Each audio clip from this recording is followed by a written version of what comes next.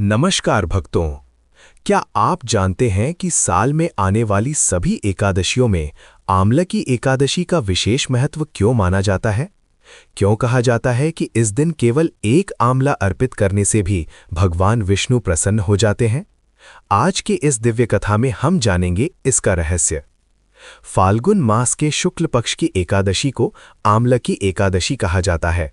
आंवला की यानी आंवला। पौराणिक मान्यता है कि आंवले के वृक्ष में स्वयं भगवान विष्णु का निवास होता है।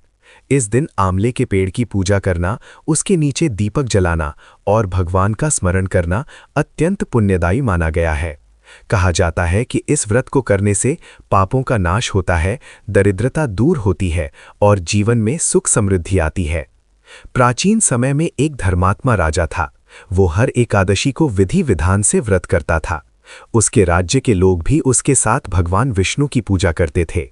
एक बार आंवला की एकादशी के दिन पूरा राज्य आंवले के वृक्ष के नीचे पूजा कर रहा था। तभी एक शिकारी वहां आ पहुंचा। वो भूखा प्यासा था और जीवन में कभी पूजा पाठ नहीं किया था।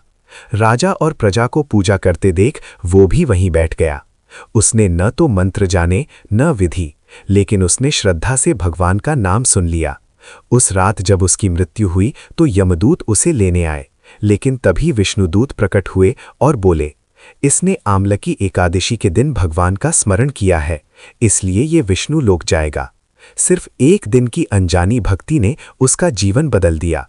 भक्तों, इस दिन हम सबको सुबह स्नान करके व्रत का संकल्प लें। आंवले के वृक्ष में जल अर्पित करें।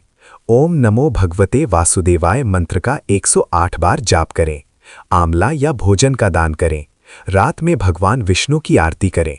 यदि संभव हो तो आंवले का सेवन भी करें। भक्तों, आंवला की एकादशी हमें सिखाती है कि सच्ची श्रद्धा और एक छोटा सा पुण्य कर्म भी जीवन की दिशा बदल सकता है। 1 मार्च 2026 को इस व्रत को श्रद्धा से करें और भगवान विष्णु की कृपा प्राप्त करें। जय श्री हरि।